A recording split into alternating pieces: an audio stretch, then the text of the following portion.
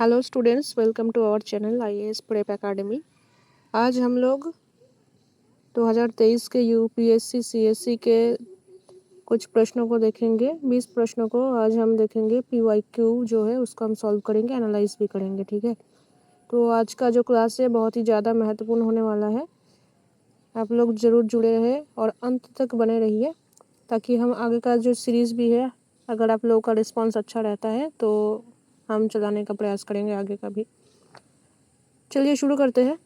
तो स्क्रीन पर आप लोगों को दिख रहा होगा जो फर्स्ट क्वेश्चन है। तो पहला प्रश्न क्या है, थोड़ा देख लीजिए। यहाँ पर दिया हुआ है कि धान्यकटक जो महासंघिकों के अधीन एक प्रमुख बौद्ध केंद्र के रूप में समृद्ध हुआ, निम्नलिखित में से किस एक क्षेत्र में अवस्थित था। यानी जो धान्यकटक है, ठीक है, उसके बारे में पूछा गया है कि वो निम्नलिखित कुछ स्थान है, उनमें से किस एक स्थान पर वो अवस्थित था। तो देखिए हमारा यहाँ पर ऑप्शन जो ए है वो सही हो जाएगा, यानी आंध्र प्रदेश जो है वो सही हो जाएगा। अब इसके बारे में थोड़ा सा हमें जानना चाहिए। तो हम देखते हैं कि जो आंध्र प्रदेश है, यानी इसका जो अमरावती हम अभी के टाइम पे देखते हैं, तो प्राचीन धान्यकटक जो स्थान है, तो उसी का ये स्थान हमें देखने को मिलता है, जो दक्कन का एक महत्वपूर्ण शहर भी है और बाद के जो सातवाहन है उसकी राजधानी भी ये बना था, जिसका उल्लेख कई शिलालेखों में देखने को हमें मिलता है। यहाँ एक बड़ा बौद्ध प्रतिष्ठान भी स्थित था। ठीक है, तो इसलिए हमारा जो विकल्प ए है ये सही हो जाएगा। ठीक है, तो अगला प्रश्न देखिए, स्क्रीन पढ़िए, थोड़ा पढ़िए और उत्तर देने का प्रयास करिए। ठीक है, उसके बाद ही मेरा जो आंसर है उसको आप सुनिएगा। पहले आप थोड़ा सा पॉज करके देखिए क्वेश्चन को, उसके बाद पढ़ने के बाद आंसर देने का प्रयास करिए खुद से। देखिए अगला प्रश्न क्या पूछ रहा है, आपसे पूछा गया है कि प्राचीन भारत के संदर्भ में निम्नलिखित कथनों पर विचार कीजिए। तो इसमें आपको क्या करना है, इसमें आपको विचार ही करना है। ठीक है, यूपीएससी सीएससी के लगातार अगर आप देखिएगा ज़्यादातर प्रश्न इस प्रकार से ही होता है कि विचार कीजिए, आलोचना कीजिए या फिर परीक्षण कीजिए। ठीक है, तो ऑप्शन भी बड़ा बड़ा रहता है और आपको थोड़ा समझदारी से काम लेना होता है ना। जीके जैसे हम रट के दूसरे एग्ज़ाम दे देते हैं तो हो जाता है, लेकिन इसमें ऐसा होता नहीं है। ओके, तो थोड़ा सा आपको समझ जो है अपनी उसको विकसित करनी पड़ेगी। तो प्रश्न पूछा गया है कि प्राचीन भारत के संदर्भ में निम्नलिखित कथनों पर विचार कीजिए। ऑप्शन ए में है स्तूप की संकल्पना मूलतः बौद्ध संकल्पना है। दूसरा है कि स्तूप आमतौर पर अवशेषों का निक्षेपांकर होता है। ठीक है, और तीसरा है बौद्ध परंपरा में स्तूप एक संकल्प अर्पित या स्मारक संरचना होती है थी। ठीक है, तो उपयुक्त में से कितने कथन सही है वो आपको कहना है कि केवल एक कथन सही है या फिर दो है या फिर तीन है या फिर कोई भी नहीं या फिर सभी सही है। यहाँ पर जैसे ऑप्शन में दे रखा है कि केवल एक कथन, केवल दो कथन और सभी तीन या फिर इनमें से कोई भी नहीं। ठीक है, तो थोड़ा देख लीजिए कितने होंगे। तो आपका उत्तर हो जाएगा ऑप्शन बी, यानी केवल दो कथन सही है। अब कौन कौन सा सही है तो मैं बता देती हूँ। तो देखिए मिट्टी के टीले के नीचे एक महत्वपूर्ण व्यक्तित्व जो होते हैं, तो उनका अवशेषों को संरक्षित करने का एक प्रथा जो है वो लंबे समय से अस्तित्व में था। ठीक है, बौद्ध जो संस्कृति है उसमें, तो बौद्ध कला ने इस प्रथा को अपनाया और हम देखते हैं कि ऐसे स्थल पर जो संरचना बना हुआ था, ठीक है, जो बनती थी, तो उसको स्तूप कहा जाता था एक तौर पर। तो बौद्ध स्रोतों के अनुसार बुद्ध के शरीर के अवशेषों को हम देखते हैं कि 8 भागों में विभाजित कर स्तूपों के नीचे रखा गया था। ठीक है, अशोक जो था उसके समय पर हमें देखने को मिलता है इन्हें खोदा गया और पुनर्वितरित किया गया, जिसके परिणाम स्वरूप बौद्ध धर्म के पवित्र स्थान के रूप में अन्य जो स्तूप है उसका निर्माण का मार्ग भी थोड़ा प्रशस्त हुआ। स्तूपों की पूजा से उनका जो है अलंकरण वगैरह हुआ और उनके निर्माण के लिए एक विशिष्ट प्रकार का जो वास्तुकला है उसका विकास हुआ था। इसीलिए हम देखेंगे कि जो पहला कथन हमारा है वो सही नहीं होगा। उसके बाद दूसरा जो कथन कह रहा है उसमें हम देखते हैं बौद्ध जो है स्रोतों के अनुसार हम उसमें पाते हैं कि बुद्ध के जो शरीर के अवशेष है उसको 8 भागों में विभाजित कर जो स्तूप है उसके नीचे रखा गया था। इसीलिए हमारा जो दूसरा कथन है वो सही हो जाएगा। ठीक है, अब देखिए बौद्ध धर्म में कुछ प्रकार के स्तूप होते थे, जैसे स्मारक स्तूप, प्रतीकात्मक स्तूप, ठीक है, मन्नत स्तूप जो होते हैं। तो मन्नत स्तूपों के निर्माण यात्राओं को हम देखते हैं कि मनाने या आध्यात्मिक लाभ प्राप्त करने के लिए किया जाता था पहले, ठीक है। तो इन्हें धातु, पत्थर, कांच आदि से बनाया जा सकता था। तो ये जो है हमारा तीसरा कथन कह रहा है, तो ये सही हो जाएगा, ठीक है। और इस प्रकार से अगर हम देखें तो हमारा जो ऑप्शन बी दे रखा है वो सही उत्तर हो जाएगा। केवल 2 कथन जो है हमारा सही है इसमें। अब तीसरा प्रश्न की ओर हम लोग चलते हैं, ठीक है। प्राचीन दक्षिण भारत के संदर्भ में कोरकई, पुमपुहार और मुड़ीची किस रूप में सुविख्यात थे, ठीक है। वो क्या थे, हमें इसको बताना है। तो हमारा पहला ऑप्शन जो है वो राजधानी नगर है, दूसरा है पत्तन, तीसरा लौह और इस्पात निर्माण के केंद्र, चौथा जैन तीर्थंकरों के चैत्य। देखिए चैत्य विहार 2 अलग अलग प्रकार के जो मतलब हम आर्ट एंड कल्चर में पढ़ते आ रहे हैं, स्थापत्य के रूप में हमें दिखाया गया है। तो उसको हम आर्ट एंड कल्चर में और अच्छे से विस्तृत रूप से जानेंगे। लेकिन उससे पहले हम इस क्वेश्चन को थोड़ा सा देख लेते हैं, ठीक है। इसमें दिया गया है कि जो प्राचीन दक्षिण भारत है उसके संदर्भ में कोरकई, पुमपुहार और मुड़ीची किस रूप में सुविख्यात थे। तो इसमें आपका ऑप्शन जो बी है वो सही हो जाएगा, पत्तन के रूप में, ठीक है। हम देखते हैं कि चोल शासन का प्रमुख बंदरगाह जो है वो पुहार था और पुमपुहार के नाम से भी इसको हम जानते हैं, ठीक है। और प्रमुख जो पांड्य बंदरगाह था वो कोरकाई था, जबकि टोंडी और मुड़ीची चेर साम्राज्य के प्रमुख महत्वपूर्ण कुछ बंदरगाह थे, ठीक है। तो चलिए हम अगले प्रश्न की ओर चलते हैं। अगला प्रश्न हम लोगों का ये है कि निम्नलिखित में से कौन सा एक संगम कविताओं में यथावर्णित बट कीर्तन की प्रथा को स्पष्ट करता है। इस प्रश्न को अगर हम देखें तो इसमें ऑप्शन पहला है कि राजाओं द्वारा महिला अंगरक्षिकाओं को नियुक्त करना, दूसरा राज दरबारों में विद्वानों का धर्म और दर्शन से जुड़े विषयों पर विचार विमर्श करने हेतु एकत्र होना, तीसरा है किशोरियों द्वारा कृषि क्षेत्रों की निगरानी करना और चिड़ियों तथा पशुओं को भगाना, चौथा जो है ऑप्शन डी में हमारा दे रखा है कि युद्ध में पराजित राजा का आमरण अनशन कर अनुष्ठानिक मृत्युवरण करना। तो हम देखते हैं कि जो हमारा ऑप्शन डी है वो सही उत्तर हो जाएगा, ठीक है। देखिए जो बट्टा कीर्तन की प्रथा है वो एक ऐसी प्रथा थी जिसमें एक पराजित राजा खुद को और अपने साथ अपने जो करीबी है उनको भूखा रखकर आत्महत्या कर लेता था, ठीक है। अगला प्रश्न की ओर हम लोग जाएंगे, तो देखते हैं अगला प्रश्न क्या है हम लोगों का, 5th वाला। निम्नलिखित साम्राज्यों पर विचार कीजिए। इसमें भी हमें विचार ही करना है, ओके। तो देखिए साम्राज्यों का नाम दे रखा है यहाँ पर, होयसल, गढ़वाल, काकतीय, यादव। पूछा गया कि उपरोक्त में से कितने साम्राज्यों ने अपने राज्य आदि 8वीं शताब्दी ईस्वी में स्थापित किए थे। तो ऑप्शन में है केवल 1, केवल 2, केवल 3 या किसी ने भी नहीं। तो हमारा यहाँ पर ऑप्शन जो डी है वो सही हो जाएगा, क्योंकि इनमें से किसी भी साम्राज्य ने क्या है कि जो अपना राज्य जो था वो 8वीं शताब्दी के ईस्वी में स्थापित नहीं किए थे, ठीक है।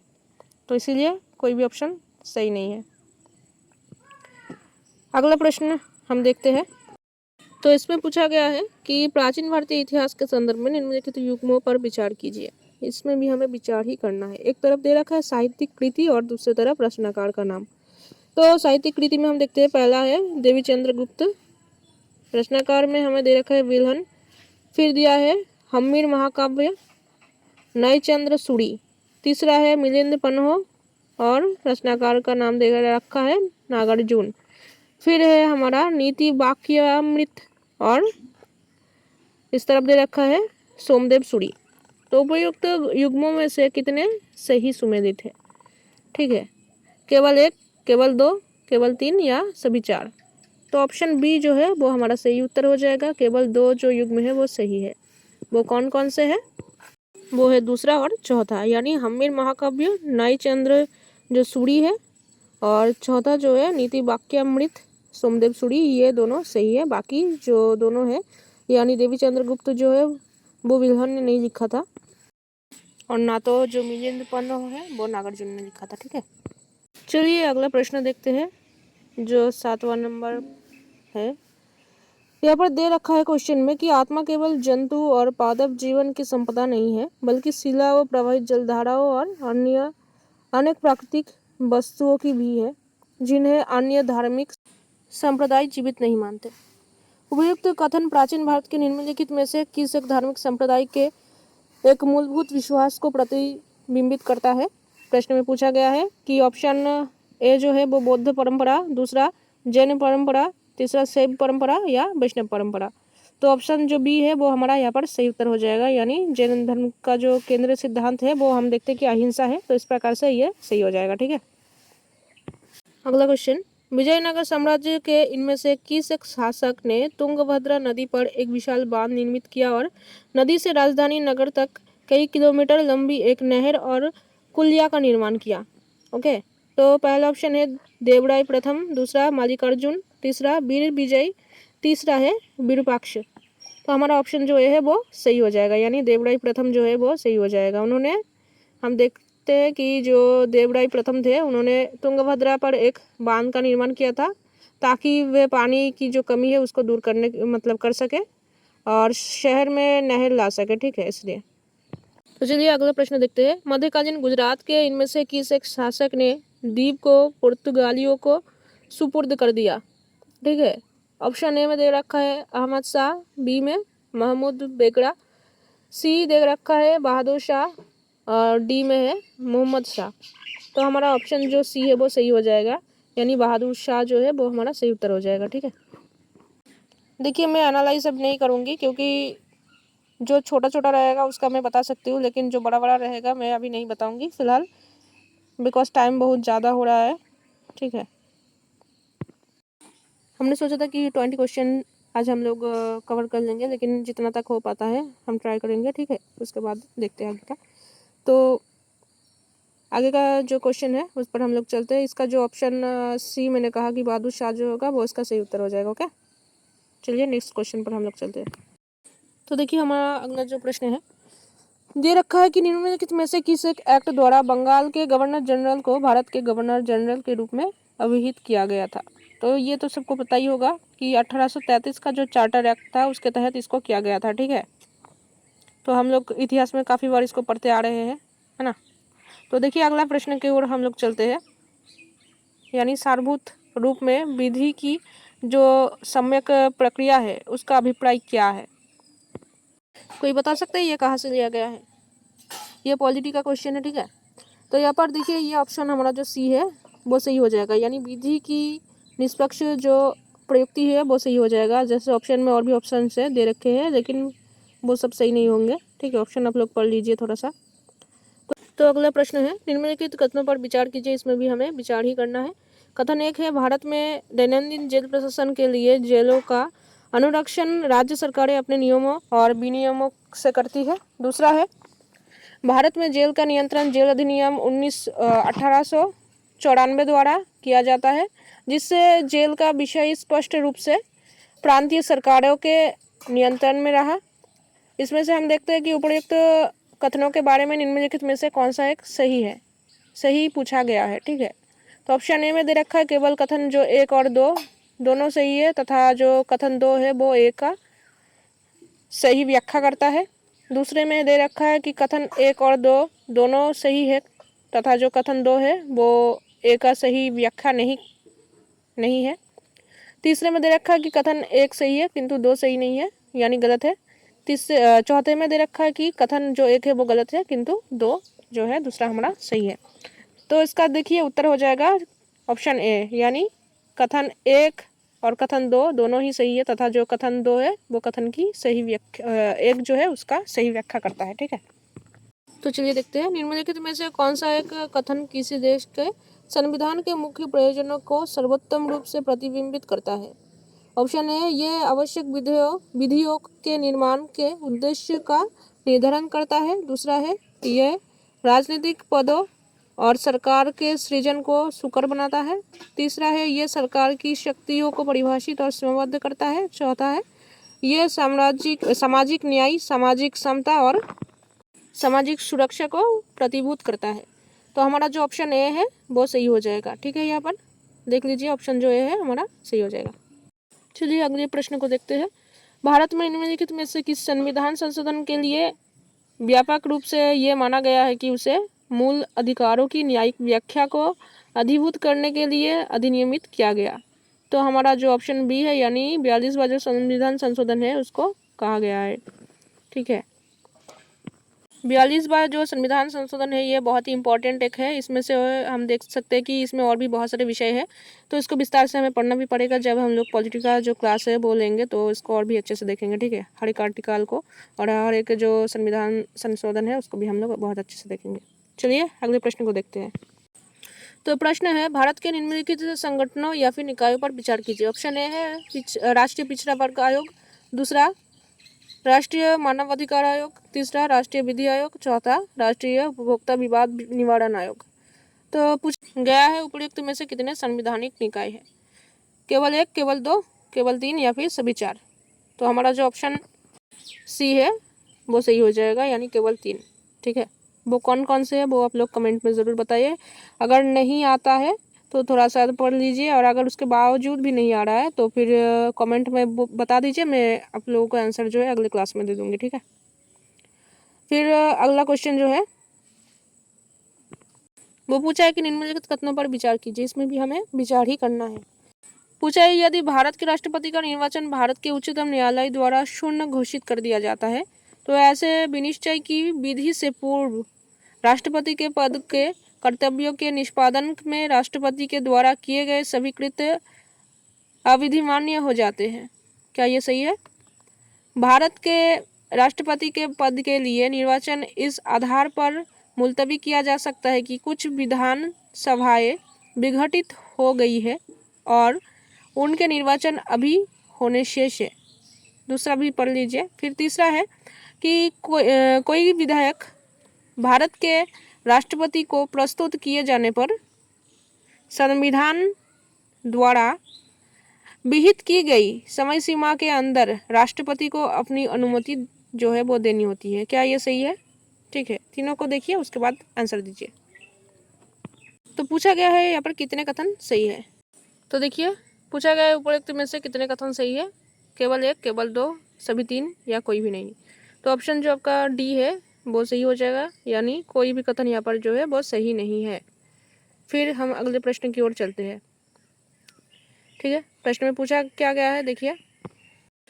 प्रश्न में पूछा गया कि भारतीय संसद में वित्त विधेयक और धन विधेयक के संदर्भ में निम्नलिखित कथनों पर विचार कीजिए। यहाँ पर भी हमें विचार ही करना है। पहला ऑप्शन है, जब लोकसभा वित्त विधेयक को राज्यसभा में भेजती है तो राज्यसभा उस विधेयक को संशोधित या अस्वीकृत कर सकती है। दूसरे में दे रखा है कि जब लोकसभा धन विधेयक को राज्यसभा में भेजती है तो राज्यसभा उस विधेयक को संशोधित या अस्वीकृत नहीं कर सकती है, वे केवल अनुशंसाएं कर सकती है। तीसरे में दे रखा है कि लोकसभा और राज्यसभा के बीच असहमति होने पर धन विधेयक के लिए कोई संयुक्त बैठक नहीं होती है, किंतु वित्त विधेयक के लिए संयुक्त बैठक आवश्यक होती है। उपयुक्त में से कितने कथन सही है? केवल एक, केवल दो, केवल तीन, सभी तीन या फिर कोई भी नहीं। तो ऑप्शन आपका जो ये है वो सही हो जाएगा, यानी केवल एक कथन सही है और वो दूसरा कथन है। बाकी जो आपका पहला कथन और तीसरा कथन है वो सही नहीं होगा। ठीक है, फिर अगले प्रश्न पर हम लोग चलते हैं। चलिए आज के लिए इतना ही रखते हैं। आगे का जो भी क्वेश्चंस बचे हुए हैं तो वो हम अगले क्लास में डिस्कस करेंगे। ठीक है, तो स्वस्थ रहिए और पढ़ाई करते रहिए। ठीक है, और अपने परिवार का भी ध्यान रखिए और सब्सक्राइब और लाइक शेयर जरूर करें। सब्सक्राइब करके रखिएगा तो अगला जो क्वेश्चंस भी आएंगे, इंपॉर्टेंट क्लासेस भी होंगे तो उनका नोटिफिकेशन भी आपको मिलता रहेगा। ओके, ठीक है, थैंक यू, बाय।